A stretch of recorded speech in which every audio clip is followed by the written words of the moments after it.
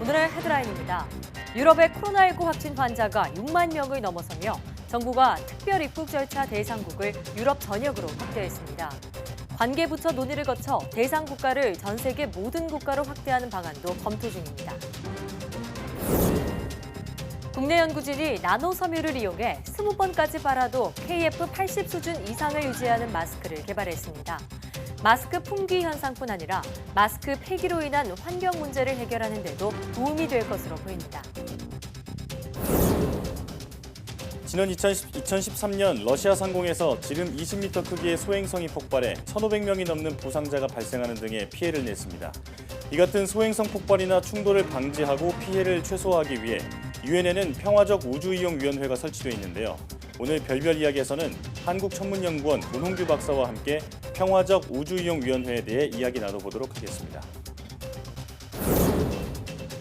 산림청 통계에 따르면 봄철인 3월과 5월 사이에 산불 피해가 집중되는 것으로 나타났습니다. 때문에 이 시기 산불 방지를 위한 첨단 장비나 기술 활용이 어느 때보다 중요한데요. 오늘 과학 돋보기에서는 정보통신기술, ICT 기반의 산불 관리 체계에 대해 알아봅니다.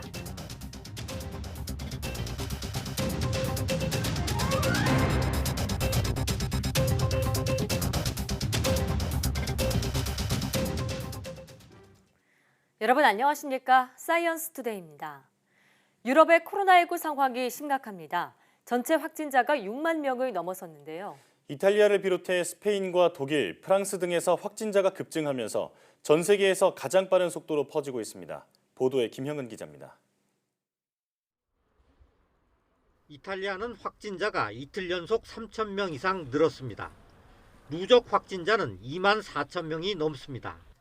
사망자도 368명 추가돼 1,800여 명으로 늘었습니다. 신규 확진자와 사망자 모두 지난달 첫 감염이 확인된 이후 가장 큰 규모입니다. 사망자가 하루 사이 300명 이상 증가한 것도 처음입니다. 치명률은 7.3%로 전 세계에서 가장 높습니다. Vorrei dire che non ce la facciamo, ma sarà un po' più dura perché non siamo, diciamo così responsabili come i cinesi. 스페인의 확산세도 무섭습니다. 제2의 이탈리아가 되는 것 아니냐는 우려가 나올 만큼 증가세가 가파릅니다. 국가 비상사태에 통행 금지령까지 내렸지만 상황은 더 나빠지고 있습니다. Pues a partir de mañana en casa lo que vamos a hacer, nada más, la verdad, no podemos salir, no sé cómo vamos a vivir, que no sé cómo nos lo van a pagar, vamos a quedar sin dinero, sin nada. 독일과 프랑스도 감염자가 수천 명으로 늘었습니다.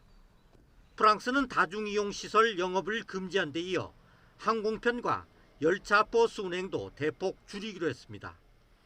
독일은 인접국 국경 통제에 들어갔습니다. 덴마크, 폴란드, 체코도 국경을 봉쇄했습니다. 이런 가운데 유럽은 전체 누적 확진자가 6만 명을 넘어서며 전 세계에서 가장 빠른 속도로 바이러스가 퍼지는 대륙이 됐습니다. YTN 김영근입니다. 미국에서 코로나19 확진자가 3,000명을 넘어섰습니다. 유동인구가 많은 뉴욕이 확진자 발생 중심 지역으로 부상하면서 미국 내 최대 학군인 뉴욕시에는 한 달여간의 휴교령이 내려졌습니다. 보도에 조수현 기자입니다. 미국 내 코로나19 환자가 3,000명을 넘어섰습니다. 지난 13일 2,000명을 넘어선 뒤 이틀 만에 1,000명 더 증가한 겁니다. 발생 지역도 웨스트버지니아만 제외한 49개 주로 확대됐습니다. 특히 뉴욕주가 급속한 확산세를 보이면서 워싱턴과 캘리포니아를 제치고 최다 확진자 수를 기록했습니다. 500명 선이었던 확진자가 주말을 지나면서 700여 명으로 급증한 겁니다. 이에 따라 미국 내 최대 학군인 뉴욕시의 모든 공립학교에 휴교령이 내려지면서 학생 100만 명이 영향을 받게 됐습니다. We will make a first attempt to restart our schools on Monday, April 20th. But I have to be honest that we're dealing with a lot of unknowns and a lot of challenges. 감염자가 연일 늘어나자 강경 조치를 주문하는 목소리도 늘고 있습니다. 스콧 스트링어 뉴욕시 감사원장은 필수 서비스를 제외한 도시 전체를 폐쇄할 것을 요구했습니다. 앤드류 쿠오모 뉴욕 주지사는 트럼프 대통령에게 공병대를 동원해 군기지 등을 임시 의료시설로 전환할 것을 촉구했습니다. 더블라지오 뉴욕시장도 위기 시 모든 조치는 테이블 위에 올려져 있다며 통행금지 선포 등의 가능성을 배제하지 않았습니다. YTN 조수연입니다. 유럽에서 코로나19 감염자가 급증하는 가운데 유럽을 다녀온 뒤 코로나19 확진 판정을 받는 사례가 잇따르고 있습니다. 방역당국은 입국자 가운데 발열 등 증상이 있는 사람이 꽤 있다고 밝혔는데요. 유럽발 해외 유입 확산에 대한 우려가 커지고 있습니다. 보도에 이지은 기자입니다. 코로나19 해외 유입이 이번에는 유럽발로 그 범위가 넓어지고 있습니다. 경기도 고양시는 이탈리아 밀라노에 머물다 돌아온 20대 남성이 코로나19 양성 판정을 받았다고 밝혔습니다. 프랑스 등 유럽에 있다가 지난 4일 귀국한 평택시의 30대 여성도 확진 판정을 받았습니다. 이탈리아와 프랑스, 영국을 여행한 광주 거주 40대 여성도 귀국 뒤 확진자로 분류됐습니다. 또 앞서 나온 서울 마포구의 20대 프랑스인 확진자의 한국인 친구도 코로나19에 감염됐고 지난 12일에는 국내에 들어온 폴란드 남성이 확진 판정을 받기도 했습니다. 문제는 유럽에서 환자가 급증하면서 앞으로 국내에서도 유럽 관련 확진자가 늘어날 가능성이 높다는 점입니다. 입국자 수도 어느 정도 될 뿐더러 검사를 필요로 하는 유증상자 내지는 쉽게 말씀드리면은 이제 뭐 열이 있다든지 이런 증상자가 꽤 있습니다. 오늘 하루만 하더라도 제가 보고받기로는 거의 한 상당히 숫자가 있는 유럽 지역이 특히. 더군다나 유럽에서는 아시아 국가와 달리 문화적 차이 등으로 마스크를 많이 쓰지 않는 분위기입니다. 홍콩 사우스 차이나 모닝포스트는 서양에서는 마스크가 동양계에 대한 인종주의나 낙인 찍기에 쓰이는 경향이 있다고 분석하기도 했습니다. 마스크 쓴 사람이 거의 없어요. 그리고 막 가끔 가다가 뭐 한국 좀 비하 이런 것도 좀 있었어요. 그 마스크 쓰고 다니거나 이러면. 코로나19 확산이 유럽발 해외 유입이라는 또 다른 변수를 맞으면서 긴장감이 더 높아지고 있습니다. YTN 이준입니다. 정부가 특별 입국 절차 대상국을 유럽 전역으로 확대했습니다. 폴란드와 러시아 등 유럽 전역에서 출발하는 직항과 두바이를 경유하는 경우에도 특별 입국 절차를 적용합니다. 정부는 관계부처 논의를 거쳐 대상 국가를 전 세계 모든 국가로 확대하는 방안도 검토 중입니다. 김강립 중앙재난안전대책본부 1총괄 조정관은 관계부처 실무회의를 통해 효과성과 필요성, 실행 방안 등을 종합적으로 논의할 계획이라고 말했습니다. 특별 입국 절차 입국자는 반드시 1:1 발열 검사를 하고 건강상태 질문서를 제출해야 하며 자가진단 앱을 모바일에 설치해야 합니다. 청와대가 차량에 탄 채로 코로나19 감염 여부를 검사하는 드라이브 스루 방식이 국제 표준이 되고 있다고 소개했습니다.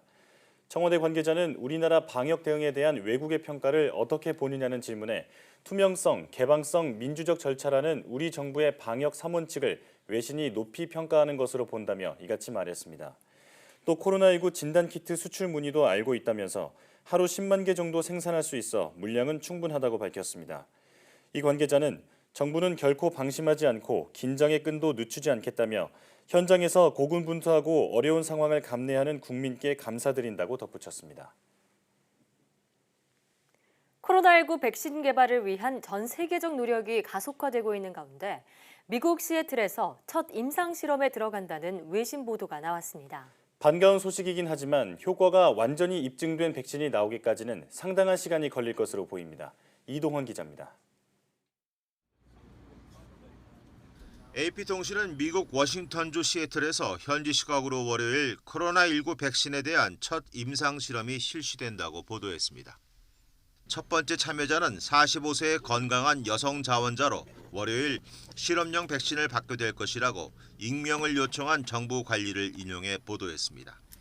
이번 임상 실험은 아직 공식적으로 발표되지 않았지만 미국 국립보건연구소의 지원을 받아 시애틀에 있는 워싱턴 보건연구소의 카이저 펀더멘트에서 실시된다고 통신은 보도했습니다. 이 백신에는 바이러스가 없기 때문에 임상실험 참가자가 코로나19에 감염될 위험은 없는 것으로 전해졌습니다. 이번 실험의 목적은 더 큰 규모의 임상실험에 앞서 백신의 부작용 여부를 확인하기 위한 것입니다.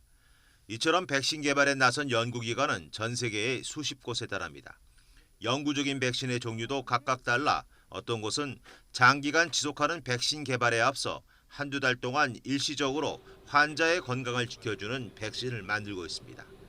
하지만 공중보건 전문가들은 완전히 입증된 백신이 나오려면 1년에서 1년 반 정도가 소요될 것이라고 말하고 있습니다. YTN 이동원입니다.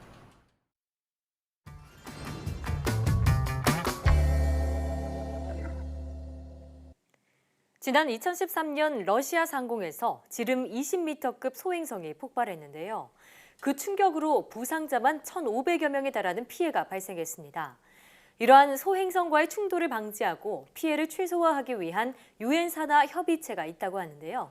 오늘 별별 이야기에서는 유엔 산하 평화적 우주이용위원회와 근지구 천체의 위험성에 대해 한국천문연구원 문홍규 박사와 이야기 나눠보도록 하겠습니다.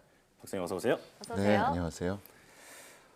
지금 세계 평화 유지와 전쟁 방지에 기여를 하고 있는 유엔에 이 유일하게 우주와 관련된 일을 하는 위원회가 있다고 들었습니다. 자, 우주를 모두가 평화롭게 이용하기 위한 목적으로 설치가 되어 있는 위원회인데요. 어떤 위원회인지 자세하게 설명 부탁드리겠습니다. 네, 유엔의 평화적 우주 이용 위원회 코오푸스라고 하는 협의체입니다. 네, 오스트리아 빈의 유엔 시티에 있는 우주 업무 사무국 유엔 우사 산하의 위원회고요. 그 이름에서 알 수 있는 것처럼 우주의 평화적 이용을 위해서 여러 현안들을 논의하고 있습니다. 네. 구소련이 개발한 최초의 인공위성 스푸트니크 다 아실 텐데요. 네. 그 스푸트니크 발사를 시작으로 세계는 동서냉전과 함께 치열한 우주 경쟁에 들어가게 됩니다. 국제사회는 이런 상황을 지켜보면서 곧 우주가 전쟁터로 변할지도 모르겠다는 위기를 느꼈고요. 그렇게 가는 것을 막기 위해서 전담 조직을 설치하게 됩니다. 바로 코오푸스죠. 1958년 유엔에서 그 첫 회의를 열었고요. 그로부터 1년 뒤인 1959년 유엔 총회는 평화적 우주이용위원회의 설립을 결의했습니다. 네. 그렇군요. 그러니까 우주를 무대로 소리 없는 총성이 벌어지고 있는 이런 상황에서 우주를 좀 평화적으로 이용하기 위한 목적으로 탄생한 것이 바로 코푸스다라고 볼 수 있는데요. 네. 그럼 평화적 우주이용위원회, 이 코푸스에서는 주로 어떤 내용들을 논의하고 있나요? 네, 오스트리아 빈에서 코푸스 회의가 매년 개최되고 있습니다. 2월에는 과학기술 소위원회, 4월에는 법률 소위, 그리고 6월에는 총회가 열리는데요. 코푸스 회원국인 95개국, 95개국 대표들이 합의한 10개 내외의 의제들을 부문별로 집중 논의하고 있습니다. 우주를 과학적으로 탐사하고 활용하는 규범에 관한 우주조약, 또 우주 비행사, 우주인들의 안전을 위해서 만든 구조에 관한 조약, 그리고 인류 달 탐사 활동에 관한 규약을 모아놓은 달 조약과 같은 중요한 합의들이 이루어져 왔는데요. 네, 우리 한국은 지난 1994년에 가입했고요. 그 뒤로 쭉 참여해서 저희 천문연구원하고 관련이 있는 우주 잔해물, 또 근지구 천체, 그 밖에 우주 환경 같은 의제들도 그 안건에 속합니다. 올 2월에 열린 과학기술 소위에 박사님께서도 다녀오셨다고 들었는데요. 네, 다녀왔습니다. 지금 코푸스의 그 의제 중 하나가 지구에 위협이 될 수 있는 근지구 천체라고 들었습니다. 유엔에서 걱정할 정도로 이 근지구 천체 위험성이 현실적인 수준인가요? 예, 그렇습니다. 미리 대비해야 하는 거겠죠. 그 말씀드리면 화석 기록을 보면 그 새로운 종이 태어나고 또 과거 한때 지구를 지배했던 생물종은 사라지는 역사가 계속 되풀이되고 있는데요. 그 원인 가운데 하나로 소행성과 해성 충돌을 꼽고 있습니다. 아까 잠깐 나왔지만 2013년 러시아 첼라빈스크 지역에 20m급 소행성 하나가 떨어졌고요. 이때 30km 상공에서 폭발해서 그 충격으로 1,500여 명이 다쳤고요. 건물 7,200여 채가 직접 피해를 입었습니다. 그런가 하면 1994년에는요. 해성 하나가 여러 개로 쪼개지면서 한 달 동안 목성에 충돌했었는데요.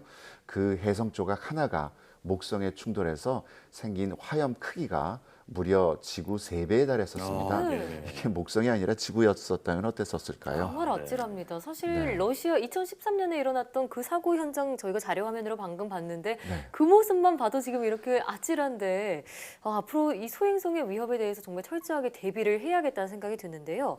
그런데 사실 이런 충돌은 매일같이 일어나고 있다고요. 네, 그렇습니다. 사실 충돌은 매일 같이 일어나고 있습니다. 태양계의 작은 먼지 입자들이 매일 지구를 향해서 떨어지는데요. 바로 우리는 그걸 별똥별이라고 하죠. 예. 그보다 큰 암석 조각이 떨어져서 그 충격파로 창문이 깨지는 일은 1년에 한 번, 또 제주도 크기만한 지역을 파괴하는 일은 500년에서 1000년에 한 번꼴로 일어납니다. 예. 소행성이나 해성이 땅에 떨어지면 지진이, 또 바다에 떨어지면 쓰나미가 발생하죠. 소행성이나 해성이 떨어지기 전에는 마치 핵폭탄이 터질 때처럼 충격파하고 열 복사가 일어나는데요. 만약 그 규모가 크다면 문명하고 생태계가 파괴돼서 그 흔적조차 남지 않을 겁니다. 네. 하지만 그 규모가 작아서 미리 과학적으로 예측하고 피해를 통제할 수 있는 규모라고 하더라도 그 사회적인 혼란과 고통이 얼마나 광범위하겠습니까? 네. 지난 2001년 유엔이 과학적으로 예측 가능한 이러한 충돌 재난에 미리 대비하고 국제적인 협력을 이끌어내기 위해서 공식 안건으로 이 의제를 채택한 바로 그 이유입니다. 네. 이런 근지구 천체와 지구가 실제로 충돌하게 된다면 그 천재지변이라는 말로도 부족할 것 같은데요. 네. 네, 정말 인류의 미래를 걱정해야 하는 그런 상황이 될 것 같은데, 그렇습니다. 자, 지구와 소행성의 이러한 충돌에 대비해서 유엔은 어떤 활동을 하고 있나요? 네, 재난 특성상 지구하고 근지구 천체가 충돌하는 사건에 대해서 극소의 확률, 피해 극대화 이렇게 부르기도 합니다. 예. 가능성은 극히 낮지만 일어날 경우에 피해 규모가 다른 재난하고는 비교가 되지 않는다는 얘기죠. 예. 유엔은 이에 대비해서 국제 소행성 경보 네트워크 I1이라고 부르고요. 또 우주 임무 기획 자문 그룹 세임 페이지라고 부르는데요. 예. 그 두 개의 그 협의체 설립을 권고했습니다. I1에서는 위협이 될 수 있는 천체들을 찾고 추적하는 일을 전체적으로 기획 조율하고요. 네. 또 그 전체가 물리적으로 어떤 특성을 가지고 있는지, 또 충돌 가능성은 얼마나 되는지 계산하는 일을 합니다. 네. 이때 그 일정 수준보다 높은 위협이 예측되는 경우에는 I1은 유엔과 그 회원국에 경보를 발령하는데요. 예. 경보가 발령되면 세임 페이지는 소행성 궤도를 변경하거나 피해를 최소화할 수 있는 기술적인 방법을 찾고요. 이를 위한 체계적인 계획을 권고하는 그런 일을 합니다. 네, I1과 세임 페이지의 역할에 대해서 설명을 해주셨는데 이번 과학기술 소위에서도 이와 관련한 회의가 열렸다고 들었습니다. 어떤 내용을 다뤘나요? 네, 이번 I1 회의에서는 국가별 기관별로 1년 동안, 그러니까 2019년에 어떤 일들이 있었는지 보고가 이어졌었고요. 2019년에는 2,400여 개가 넘는 근지구 천체들이 발견됐는데요. 네. 특히 20195K라고 하는 소행성은 발견 12시간 후에 지구 상공 72,000km 지점을 통과해서 주목받았습니다. 네, 이것은 지난 100년 동안 지름 100m급 천체가 지구 주변을 스치고 지나간 최단 거리로 기록됩니다. 네. 그만큼 더 경각심을 가지고 저희가 논의하고 있습니다. 네.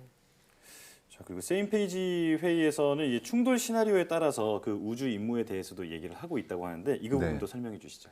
예. 세임 페이지에서는 그 충돌 시나리오에 따라서 우주 임무를 어떤 방법으로 대응시킬 것인지에 대해서 논의를 했었는데요. 소행성 궤도와 또 크기, 또 충돌까지 남은 시간에 따라서 실제로 어떤 방법을 적용할 것인지, 또 우주선을 언제 발사할 수 있고 가는 데까지 시간이 얼마나 걸리는지에 대해서 논의를 했고요. 예. 또 궤도 변경을 위해서 불가피하게 핵을 쓰는 경우에 과거 어떤 연구 결과가 있었는지에 관해서 검토했습니다. 끝으로 모든 이러한 노력이 실패로 돌아갔을 때 과연 어떤 결과를 예상할 수 있는지에 관한 또 리뷰가 이어졌었습니다. 네, 마치 영화 같은 이야기를 하고 있는 것 그러네요. 같은데요. 자, 이 I1과 세임 페이지에 우리 천문연도 한국 대표로 참석하고 있다고 들었습니다. 자, 근지구 천체 의제에 관해서 우리 한국은 어떤 역할을 하고 있나요? 네, 좀 하고 있는데요. 네. 네. 한국은 2016년에 아이완하고 세임페이지에 가입해서 활동하고 있습니다. 대표 기관은 저희 한국천문연구원이고요. 전 세계에 단 하나밖에 없는 외계 행성 탐색 시스템, 즉 KMTNet을 투입해 아이완에 협력하고 있습니다. 네. KMTNet은 칠레, 남아공, 호주에 지름 1.6m의 3억 화소 카메라를 탑재한 쌍둥이 망원경 석대로 이루어져 있고요. 예컨대 호주가 새벽이고 칠레가 한낮일 때 남아공 관측소는 초저녁을 맞게 됩니다. 네. 그러니까 우리 한국은 별이 지지 않는 감시 네트워크를 가진 셈인데요. 예. 네, 저희는 그동안 근지구 소행성하고 지구 옆 소행성들을 발견해서 보고했고요. 아이완에서 기획한 2차례 국제 관측 캠페인에 주도적으로 참여했습니다. 네. 그리고 세임페이지에는요, 지구 위협 소행성 사전 조사를 위해서 기획하고 있는 우주선에 한국의 독자적인 관측 기기를 제안하고 있고요. 이처럼 우리 한국은 충돌 재난으로부터 지구를 지키는 유엔 협력에 중요한 역할을 담당하고 있습니다. 네. 작년 6월이었죠. 교수님께서 몸담고 계신 연구팀에서 국내 처음으로 지구 위협 소행성을 발견해서 화제가 되기도 했었는데요. 네. 소행성이 가지고 있는 이점과 장점도 여러 가지가 있지만 이 감시를 통해서 충돌 가능성에 대한 대비를 더 철저히 해야겠다는 생각이 듭니다. 오늘 말씀 고맙습니다. 감사합니다.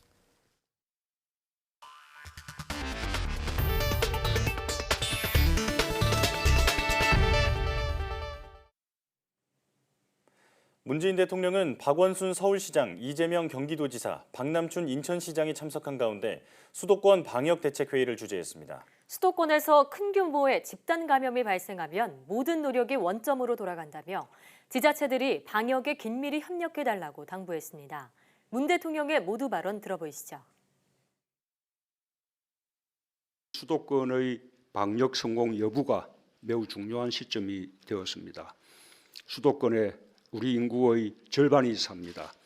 만에 하나 수도권에서 보다 큰 규모의 집단 감염이 발생하거나 지역 감염이 빠르게 확산된다면 방역을 위한 지금까지의 모든 노력과 성과가 원점으로 돌아갈지도 모른다는 불안이 남아 있습니다. 확진자 정보와 동선을 비롯한 방역 필수 정보 공유, 광역교통망 방역 체계와 병상 활용 협조 등 긴밀하게 협력해 주시기 바랍니다. 전 세계로 확산되는 코로나19가 국내로 유입되는 것도 철저히 차단하여 지역사회 방역망에 어려움이 초래되지 않도록 최선을 다하겠습니다. 국민들께서도 방역의 주체로서 대규모 행사와 집회 참석을 자제해 주시고 행동수칙 준수와 생활 속 방역에 함께해 주시기 바랍니다. 정부가 코로나19 사태가 장기화하면서 실물 경제와 금융 부문에 함께 충격을 안길 가능성이 있다며 필요하면 추가 조치에 나서겠다고 밝혔습니다. 김용범 기획재정부 1차관은 서울 명동은행회관에서 거시경제금융회의를 열고 코로나19 사태가 세계적 대유행으로 번짐에 따라 상당 기간 지속하면서 실물 경제와 금융 부분에 복합적인 충격을 줄 가능성을 배제할 수 없다고 밝혔습니다. 김 차관은 위기에 준하는 엄중한 상황 인식을 갖고 금융 외환 부문 리스크 관리에 만전을 기하겠다며 향후 시장 상황을 보아가며 추가적인 시장 안정 조치도 필요시 신속히 시행하겠다고 강조했습니다. 또 글로벌 경제 충격과 관련해서는 이른바 V자 회복은 쉽지 않을 것으로 예상되며 U자, 더 나아가 L자 경로마저 우려된다고 지적했습니다. 마스크 구하기가 어려워지면서 며칠씩 재사용하는 분들이 많습니다. 요즘에는 면 마스크를 쓰는 경우도 많은데요. 과연 방역에 얼마나 효과적인지 취재진이 오염물질 차단율을 측정해봤습니다.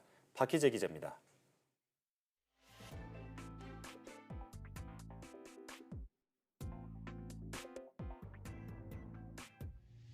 공적 마스크는 일주일에 2장밖에 살 수 없습니다. 충분히 구매할 수 없는 만큼 재사용은 불가피합니다. 지금 마스크 이틀째 쓰고 있는데 아무래도 화장하는 날에는 마스크에 화장품이 묻다 보니까 다시 쓰는데 되게 불편하고 찝찝한 부분이 많은 것 같고요. 일단 회사를 다니니까 마스크를 구하기 굉장히 어렵잖아요. 별도로 방안이 있었으면 좋겠다고 생각해요. 실제로 마스크를 여러 번 썼을 때 성능은 어느 정도 유지될까요? YTN 취재진이 오염물질 차단율이 94% 이상인 KF94 마스크를 측정해봤습니다. 이틀 쓴 마스크와 사흘 쓴 마스크 모두 차단율이 98%로 나왔습니다. 새 것과 차이가 없는 겁니다. 아주 이렇게 습한 환경이 아니면 어느 정도 이렇게 전하를 유지를 하거든요. 하지만 마스크를 알코올이나 손으로 세탁하면 성능이 떨어질 수 있습니다. 빨지 않고 그대로 쓰는 게 더 효과적인 겁니다. 세탁을 하거나 전자레인지에 넣거나 이러는 경우 그 정전기 기능이 상실되게 됩니다. 면 마스크의 차단율은 어떨까요? 측정 결과는 25%. 정부가 권장한 대로 정전기 필터를 따로 부착하지 않는다면 무용지물이나 마찬가지입니다.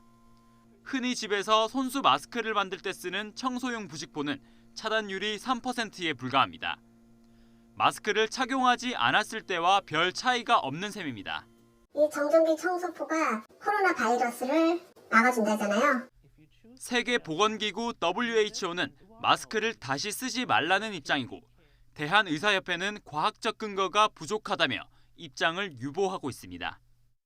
마음이야 새 걸 쓰고 싶지만 현실은 그렇지 못한 마스크 품귀 시대.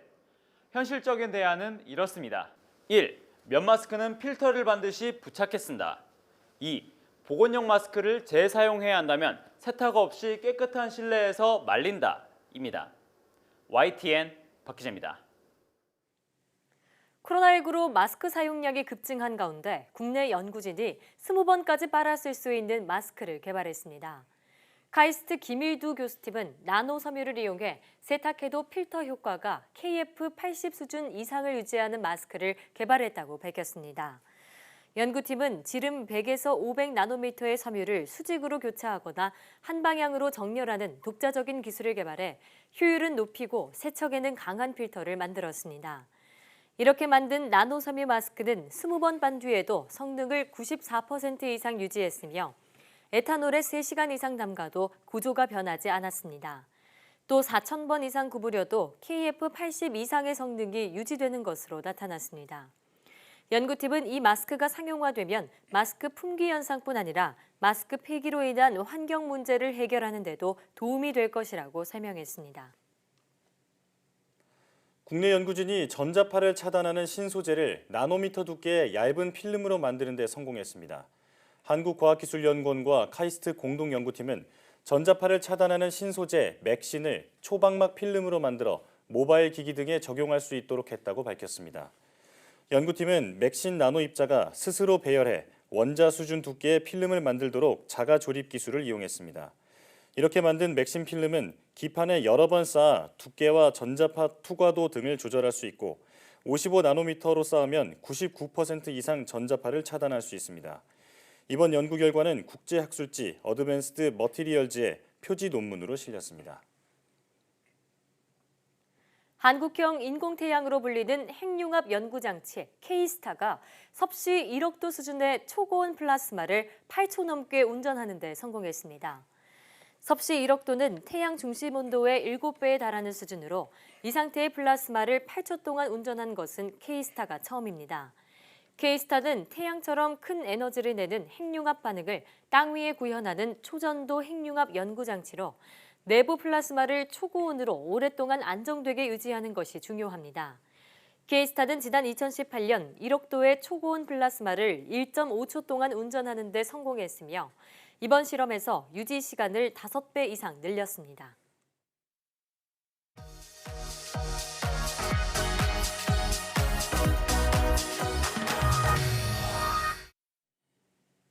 지난해 발생한 강원도 고성 산불처럼 봄철에 일어난 산불은 주로 대형 산불로 번지는 경우가 많습니다. 산불을 효율적으로 막기 위해 ICT 기술을 접목한 방안이 마련되고 있는데요. 오늘 과학 돋보기에서는 ICT 기반 과학적인 산불 관리 체계에 대해 알아보도록 하겠습니다. 산림청 국립산림과학원 산림방지연구과 권춘근 박사와 함께합니다. 어서 오세요. 어서 오세요. 네, 안녕하세요.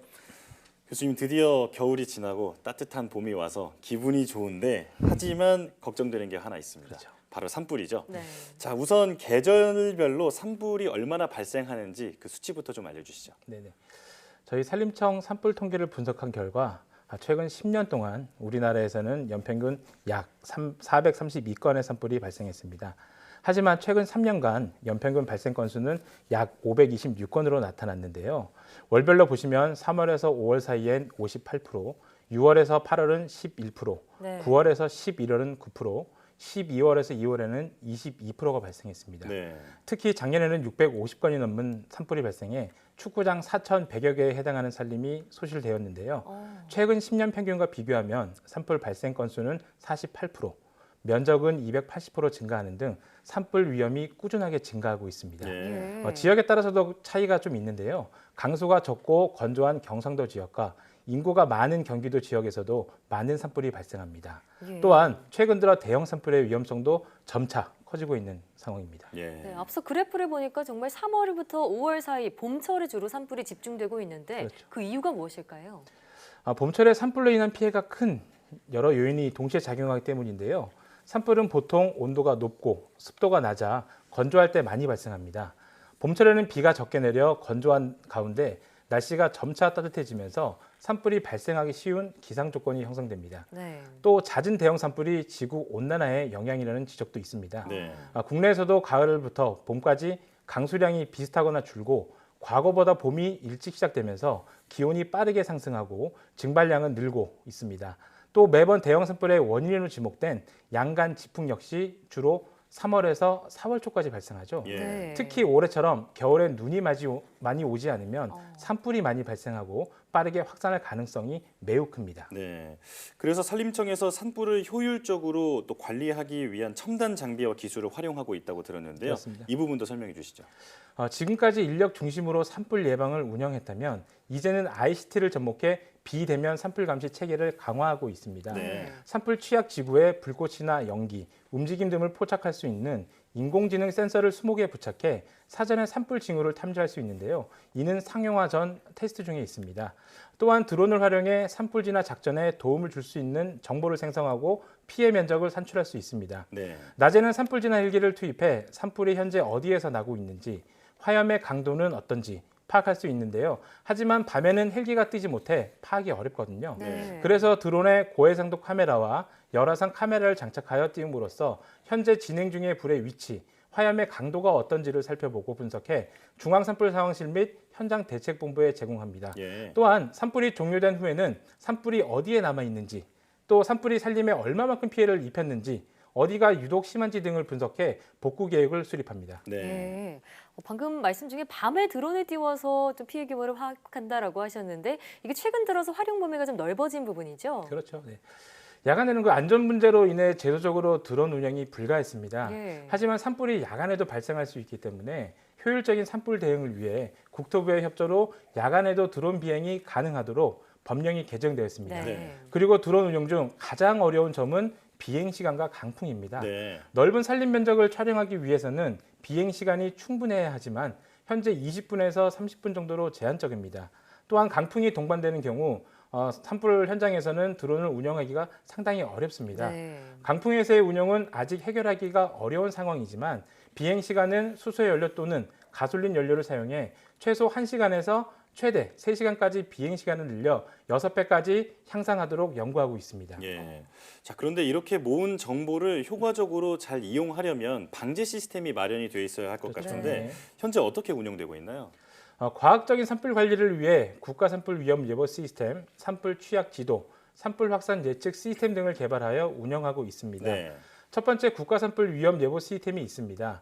지리정보 시스템을 이용해 전국의 지역별 지형이나 산림 조건과 기상 조건을 실시간으로 분석하여 산불 위험도를 파악합니다. 산불 위험도는 관심, 주의, 경계, 심각 4단계로 구분하고 과거 산불 발생 위치, 시기, 피해 면적 등의 자료를 DB화하여 산불을 효율적으로 관리합니다.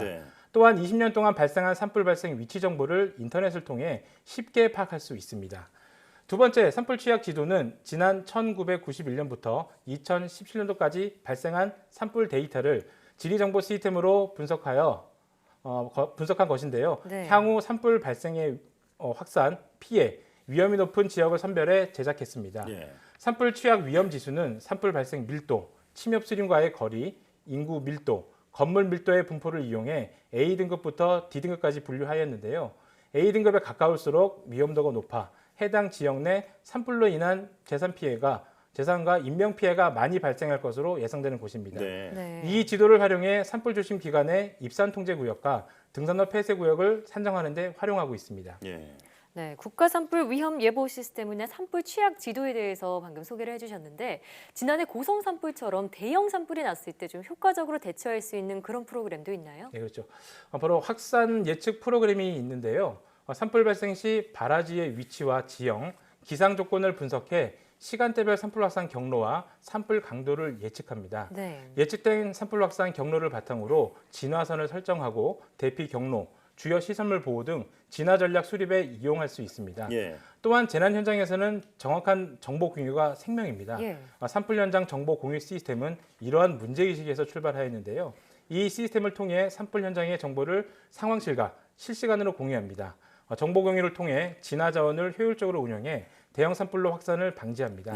그리고 취약시설 및 인원, 문화재 등에 대한 사전 대피를 통해 산불로 인한 피해를 최소화하는 데 기여할 수 있습니다.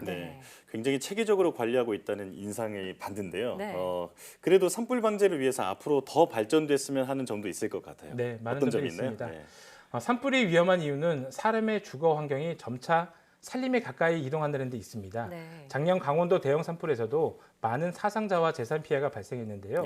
그래서 저희 국립산림과학원에서는 산불 예방, 진화, 복구를 좀 더 과학적으로 관리할 수 있도록 계속 연구할 계획입니다.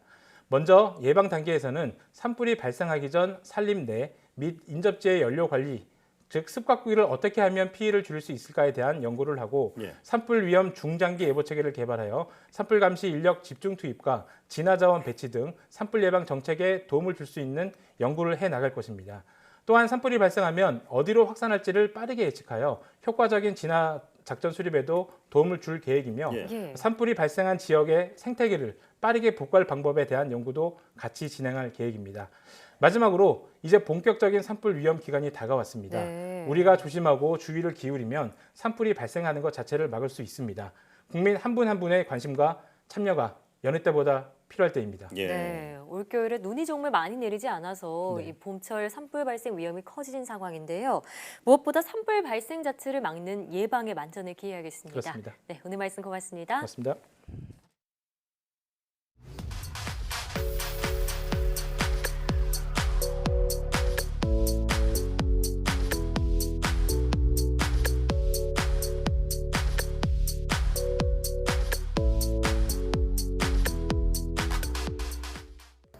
카이스트 김일두 교수 연구팀이 개발한 세탁 가능한 마스크가 화제입니다. 식약처의 허가를 받아 출시된다면 한 장에 2,000원 안팎이 될 거라고 하는데요. 의료계는 이 마스크가 지금의 마스크 대란을 해소하는 데 큰 역할을 할 것으로 기대하고 있습니다. 백신부터 마스크까지 코로나19를 이겨내기 위한 노력을 토대로 미래의 재난을 막을 수 있는 새로운 기술이 자리 잡기를 바랍니다. 사이언스 투데이 오늘 저희가 준비한 소식은 여기까지입니다. 함께해 주신 여러분 고맙습니다.